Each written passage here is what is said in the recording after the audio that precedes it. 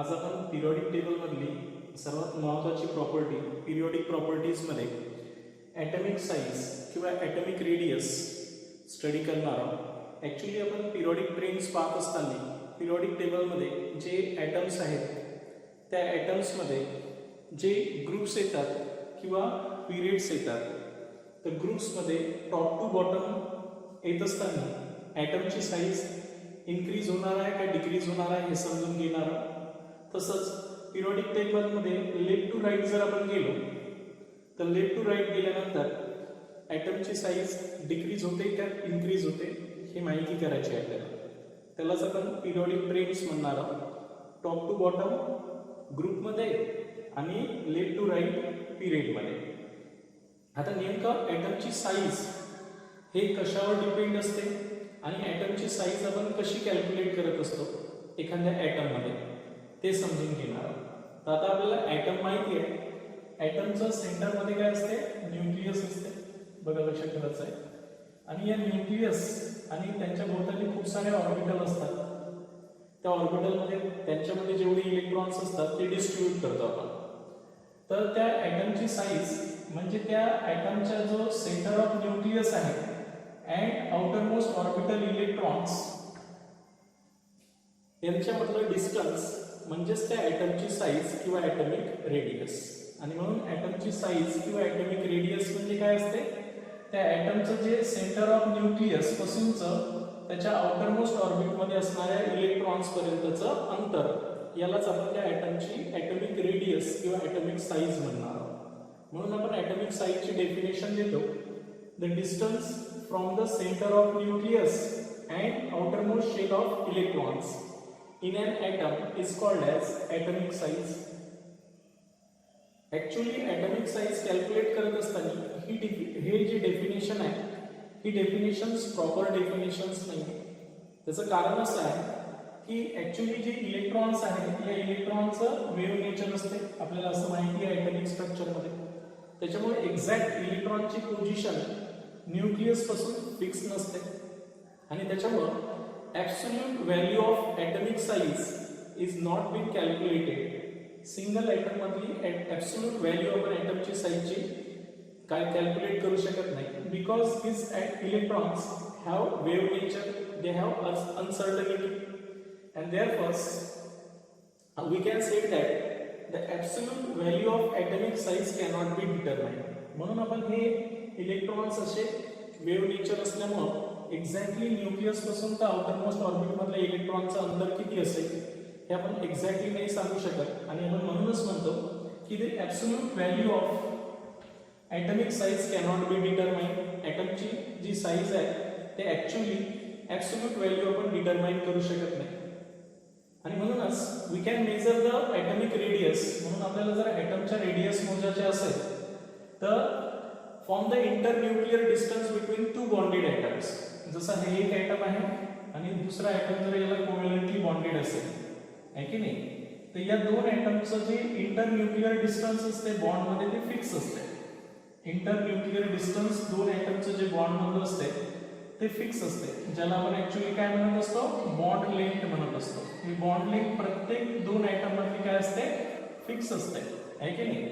तर या bond length म्हणजे दोन ॲटमचं जे इंटरन्यूक्लियर डिस्टन्स आहे ते फिक्स आहे आणि त्याच्यामुळे the radius of atom is calculated on the basis of internuclear distance between the bonded atom यांच्या बेसिसवर काढत असतो। आता हे जे दोन बॉन्डेड ॲटम असतात हे वेगवेगळ्या प्रकारचे बॉन्डिंग करू शकतात, त्याच्यामुळे we can calculate the atomic radius in various form, that is covalent radius. जर दोन ॲटम मध्ये कोव्हॅलेंट बॉन्ड होत असेल तर मग आपण त्यांच्या इंटरन्यूक्लियर डिस्टन्सहून half of the internuclear distance करू आपण, तर आपल्याला या ॲटमची रेडियस भेटेल आणि या ॲटमची रेडियस भेटेल, बरोबर आहे की नाही। आणि त्याच्यामुळे on the basis of different type of bonding त्यांच्यामध्ये डिफरंट टाईपची बॉन्डिंग राहू शकते। तर म्हणून आपण जे ॲटॉमिक रेडियस आहे हे डिफरंट फॉर्ममध्ये कॅल्क्युलेट केलेली आहे ॲटमची। Covalent radius covalent bonded atom मध्ये आपण कॅल्क्युलेट करणार आहोत। आणि कोव्हॅलेंटली बॉन्डेड ॲटम्स कोणते असतात, जनरली नॉन मेटल जे असतात they have tendency to form non metal element जे असतील आहे की नाही, ते जे असतात they have tendency to form the covalent bonds. Hence, for the non-metals, we can measure the covalent radius. Similarly, metallic radius for the metal atoms. जेवढे काही मेटल्स आयटम असतात तर त्यांचे आपण मेटल आयटम्स मध्ये मेटलिक रेडियस कॅल्क्युलेट करणार आहोत. Similarly ionic compound असतात, आयोनिक क्रिस्टल्स आपण जे म्हणतो, जसं सोडियम क्लोराईड आहे की नाही, तर त्यांच्यामध्ये आपण आयोनिक सॉलिड जे असतात तर आयोनिक सॉलिड मधले जे काही ॲटम्स असतात त्यांची ॲटॉमिक रेडियस आपण आयोनिक रेडियस म्हणून कॅल्क्युलेट करतो. त्यांच्यामध्ये आयोनिक बॉन्डिंग असते आणि त्यांच्या दोन नेबरर ॲटमचं जे इंटरन्यूक्लिअर डिस्टन्स असते त्याचा हाफ म्हणजे त्याचा आयोनिक रेडियस. आणि चौथी जी असते ही असते व्हॅन्डरवॉल रेडियस. व्हॅन्डरवॉल बॉन्ड विकेस बॉन्ड असतो आणि त्यामुळे व्हॅन्डरवॉल रेडियस जनरली इनर्ट गॅसेस जे असतात, जे इनर्ट गॅस आहे की नाही, ते इनर्ट गॅसचे आयटम क्लोजली जॉईन होतात, एकदम बॉन्ड करत नाही आणि त्याच्यामुळे त्यांच्यामध्ये आपण व्हॅन्डरवॉल रेडियस कॅल्क्युलेट करतो. Similarly to molecule are closer to each other, त्यावेळेस आपण व्हॅन्डरवॉल रेडियस कॅल्क्युलेट करतो. म्हणून पिरियॉडिक टेबलमध्ये जे काही एलिमेंट्स येतात या एलिमेंटच्या आपण ह्या रेडियस डिफरंट टाईपच्या कॅल्क्युलेट करत असतो. तर आज आपण याच्यातली कोव्हॅलेंट रेडियस स्टडी करू. सर्वात पहिल्यांदा की एक्झॅक्टली कोव्हॅलेंट रेडियस आपण कशी कॅल्क्युलेट करणार आहोत आहे की नाही. बघा, कोव्हॅलेंट रेडियसवर फोकस करू. त्यामुळे आता जर मला कोव्हॅलेंट रेडियस कॅल्क्युलेट करायची असेल, बघा पहिली जी आपण पाहणार आहोत ते आहे कोव्हॅलेंट रेडियस. तर आता कोव्हॅलेंट रेडियस जर काढायची असेल एखाद्या ॲटमची, तर सर्वात पहिल्यांदा मी याची डेफिनेशन देण्याच्या आधी एक एक्झाम्पल घेतो. मी दोन कोव्हॅलेंटली बॉन्डेड ॲटम्स घेतो. सपोज हे एक ए ॲटम आहे, यांचा न्यूक्लियस ए आहे, हे एक ए ॲटम आहे. असंच दुसरं एक ए ॲटम यांच्यासोबत काय कराल, कोव्हॅलेंटली बॉन्ड कराल आणि यांचंही न्यूक्लियस इथे असेल. तर या दोन ॲटम मध्ये इलेक्ट्रॉनचं शेअरिंग होऊन बॉन्ड तयार होणाराला आपण कोव्हॅलेंट बॉन्ड म्हणत असतो. आता हा जो कोव्हॅलेंट बॉन्ड तयार झाला तर या दोन ॲटमचं जे इंटरन्यूक्लिअर डिस्टन्स आहे याला काय म्हणणार आहोत आपण आता, हे इंटरन्यूक्लिअर डिस्टन्स. इंटरन्यूक्लिअर डिस्टन्स है ना. या इंटरन्यूक्लिअर डिस्टन्सलाच आपण बेसिकली काय म्हणणार आहोत, बॉन्ड लेंथ म्हणणार आहोत. काय म्हणणार आहोत, बॉन्ड लेंथ म्हणत असतो. आता डिस्टन्स ऑफ हे जे आहे distance of A and A या दोन न्यूक्लियस मधलं. आता यांच्यामध्ये जर आपण पाहिलं तर यांच्या न्यूक्लियस मधून जर आता एक या इंटरन्यूक्लिअर डिस्टन्सचा जर आपण हाफ घेतला, काय घेतला, हाफ, म्हणजे ही रेडियस आणि ही रेडियस आहे की नाही. म्हणून रेडियस ऑफ ए काय येणार आहे, हे रेडियस ऑफ ए या इंटरन्यूक्लिअर डिस्टन्सचा हाफ राहील. इंटरन्यूक्लिअर डिस्टन्स म्हणजे distance of A plus A divided by 2 is called as radius of A. असंच रेडियस ऑफ ए बी ची तसंच राहणार, या इंटरन्यूक्लिअर डिस्टन्सचा half.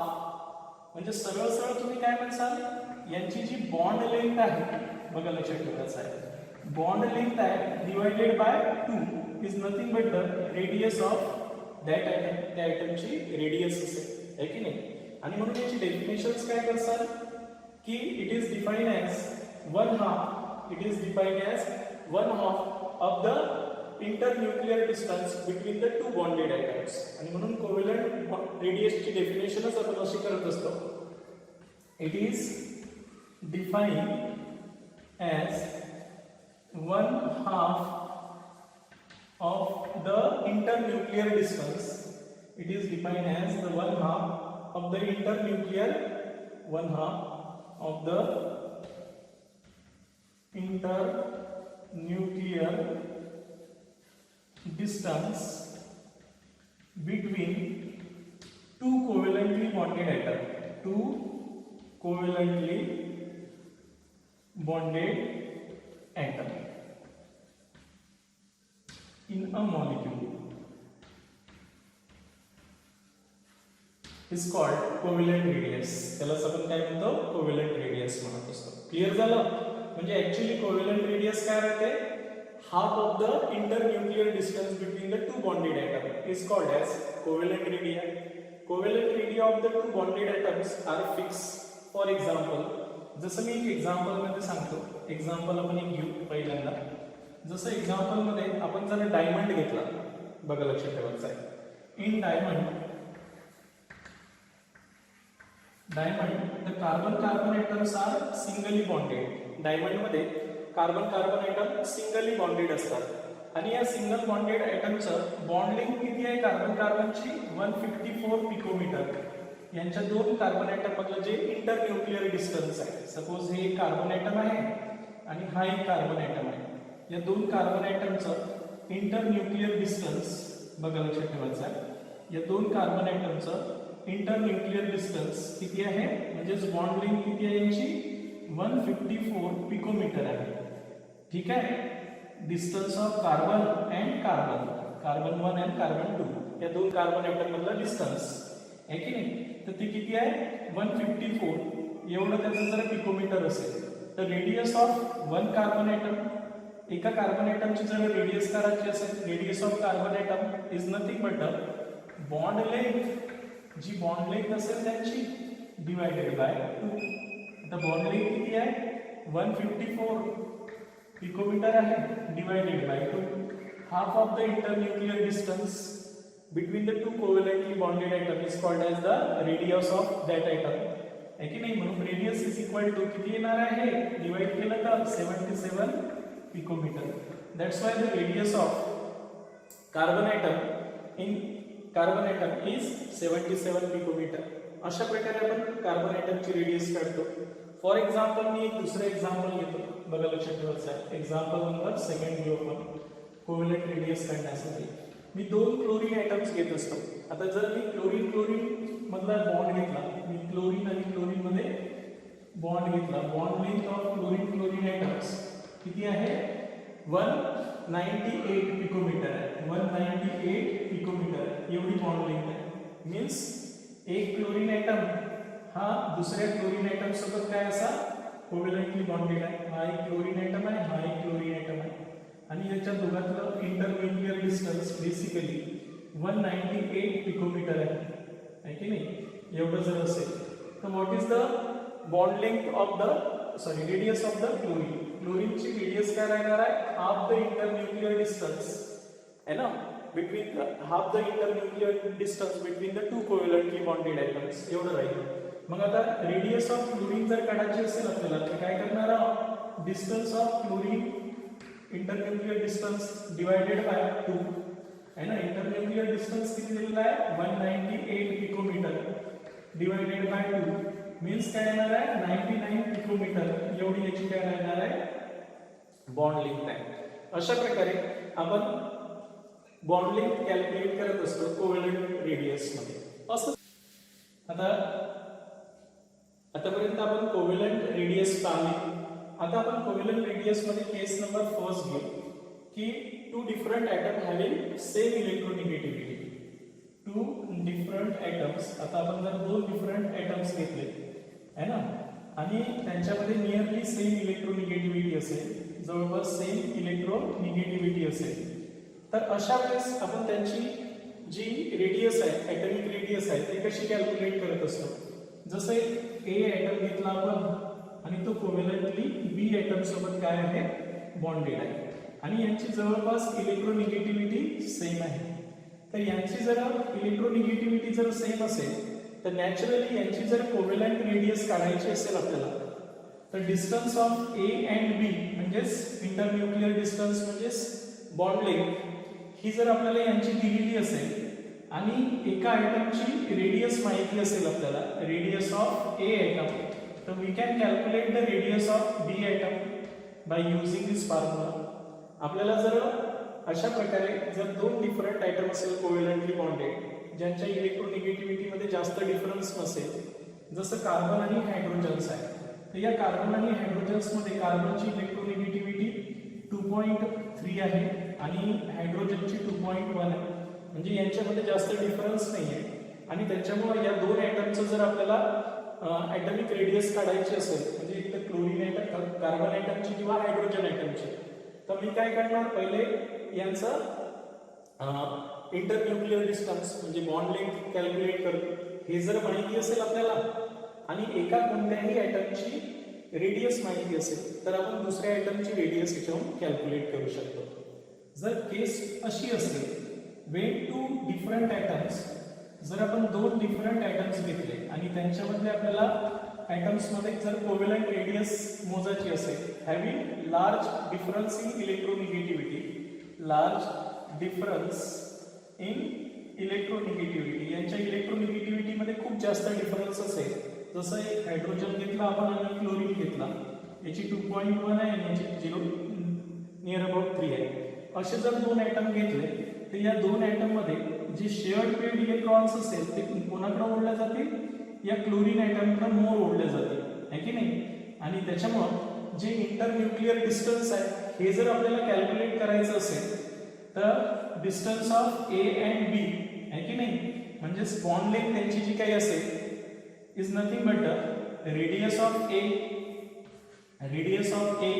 Plus radius of B minus 0.9 into psi A minus साय बी. आता हे साय ए साय बी काय, it is the electronegativity of A atom आणि इलेक्ट्रोनिगेटिव्हिटी ऑफ बी ॲटम, अशा प्रकारे. आता बेसिकली जेव्हा यांच्यामध्ये इलेक्ट्रोनिगेटिव्हिटी डिफरन्स असेल तर हे इलेक्ट्रॉन शेअर्ड पेड तो ओढतो आणि त्याच्यामुळे थोडी बॉन्ड लेंथ छोटी होऊन जाईल आणि ती छोटी किती फॅक्टर काउंट असते 0.9 इलेक्ट्रोनिगेटिव्हिटी ऑफ ए आणि इलेक्ट्रोनिगेटिव्हिटी ऑफ बी यांच्या डिफरन्स एवढी असेल.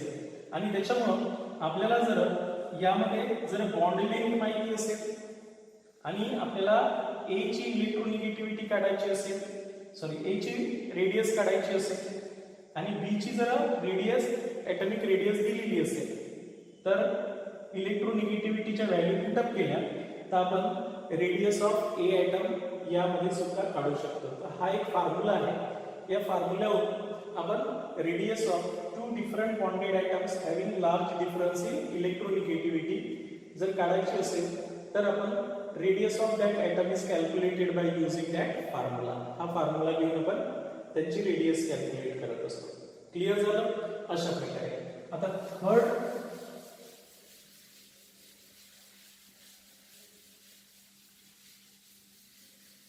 आपण आता मेटलिक रेडियस पाहू. जर आता आपण मेटलिक रेडियसचा विचार केला तर मेटलिक रेडियस मध्ये कशा प्रकारे होणार आहे की नाही, सेम डेफिनेशन्स राहणार आहे मेटलिक रेडियस मध्ये. बस आता दोन मेटलिक ॲटम आपण काय करणार आहोत, बॉन्डेड करणार आहोत. बघा लक्षात ठेवायचं. तर हेच आता आपण मेटलिक रेडियस साठी पाहणार कोव्हॅलंट रेडियसच्या ऐवजी आता सेकंड नंबर मध्ये काय करू, मेटलिक रेडियस, आहे की नाही. तर आता मेटलिक रेडियस साठी जर आपण विचारात घेतला मेटलिक रेडियस तर त्यासाठी आपल्याला मेटल ॲटम एकमेकांना जॉईन करू. सपोज मी ही बेरिलियमचे मेटल्स घेतले, काय घेतले, बेरिलियमचा एक सॉलिड घेतला, मेटलिक सॉलिड. तर हे बेरिलियमचे ॲटम्स क्लोजली जॉईन होतील, आहे की नाही. बेरिलियमचा जो सॉलिड असेल त्याच्यामध्ये हे बेरिलियमचे ॲटम क्लोजली जॉईन होतील. हे सपोज बेरिलियमचे ॲटम्स आहेत आणि हे बेरिलियमचे ॲटम्स मेटलिक सॉलिडमध्ये क्लोजली जॉईंड आहेत. हे बेरिलियम आहे, बेरिलियम आहे, बेरिलियम, अशा प्रकारे हे बेरिलियमचे ॲटम्स क्लोजली काय झालेले आहेत, मेटलिक सॉलिडमध्ये जॉईन झालेले आहेत. आता बघा इंटरेस्टिंग अशी गोष्ट आहे की आपल्याला जर कोणताही त्याच्यातलं जरा आता आपल्याला माहिती आहे की जे मेटल असतात त्याच्यात फ्री इलेक्ट्रॉन्स असतात अराउंड द मेटल ॲटम्स, आहे ना. म्हणजे त्यांना आपण मोबाईल इलेक्ट्रॉन्स किंवा फ्री इलेक्ट्रॉन्स म्हणतो मेटलमध्ये, म्हणून मेटल्सचे इलेक्ट्रिकल कंडक्टिव्हिटी प्रॉपर्टी दाखवते. आता हे जे दोन बेरिलियम ॲटम आहेत यांचं जे इंटरन्यूक्लिअर डिस्टन्स आहे ते म्हणजे त्यांची बॉन्ड लेंथ, आहे की नाही.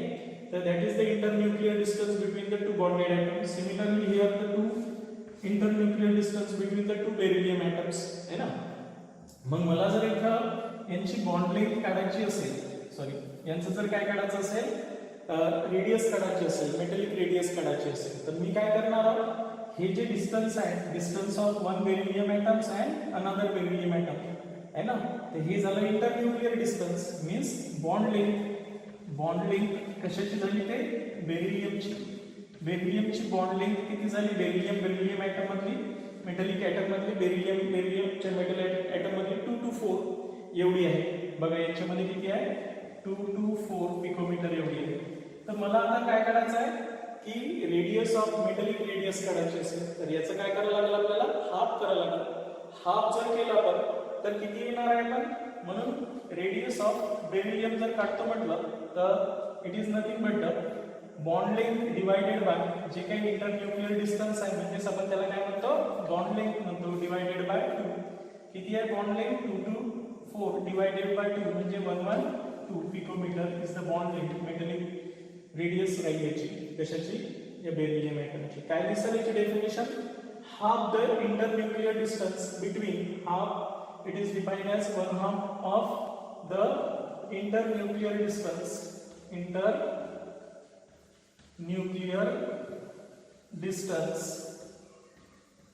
between two metallic bonded atoms. Metallic bonded atom in metallic solid called as metallic radii. त्यालाच काय म्हणतो आपण मेटलिक रेडिया. अशा प्रकारे आपण मेटलिक रेडिया सुद्धा कॅल्क्युलेट करतो. सिमिलरली मला जर आयोनिक रेडिया कॅल्क्युलेट करायची असेल आता आपण पाहिले की दोन रेडियस पाहिले एक कोव्हॅलेंट रेडियस पाहिली आणि दुसरी काय पाहिली मेटलिक रेडियस. आता जर आयोनिक रेडियस जर कॅल्क्युलेट करायची असेल काय करायची असेल आयोनिक रेडियस तर आयोनिक रेडियस सुद्धा तसंच आहे की नाही. जर दोन जसं एक आयन्स आहे सोडियम क्लोरीन एक सोडियम क्लोरीन वाला सोडियम छोटा असेल क्लोरीन मोठा असेल सोडियम क्लोरीन असं जर 3 डायमेन्शनली तुम्ही जर विचार केला तर एक सोडियम एक क्लोरीन एक सोडियम एक क्लोरीन एक सोडियम एक क्लोरीन असे ॲटम्स असतील. तर आता हे जे सोडियम आयन्स आहे की नाही आयन्स मध्ये क्लोजर ॲटम्स या क्लोजर ॲटम मधलं जे इंटरन्यूक्लियर डिस्टन्स असेल आहे की नाही त्यांची half is nothing but the ionic radius of the sodium. त्या सोडियमची काय राहणार आहे आयोनिक रेडियस असेल. तर ही कोणत्या सॉलिड मध्ये पाहणार आहोत आपण आयोनिक सॉलिड मध्ये. तर आयोनिक सॉलिड मध्ये कॅटायन्स असेल की अनायन्स असेल. जर आपल्याला कॅटायनची काढायची असेल तर 2 नेबरर क्लोजेस्ट कॅटायन्स मधलं जे इंटरन्यूक्लियर डिस्टन्स असेल त्यांची हाफ म्हणजे त्यांची काय राहणार आहे आयोनिक रेडियस ऑफ कॅटायन्स. तसंच आयोनिक रेडियस ऑफ अनायन जर काढायची असेल तर 2 इंटरन्यूक्लियर डिस्टन्स जे असेल 2 निगेटिव्ह आयनची त्यांचा हाफ ते झालं त्यांच्या निगेटिव्ह आयनची आयोनिक रेडियस. आणि म्हणून याची डेफिनेशन ही तशीच आहे it is the one half of the internuclear distance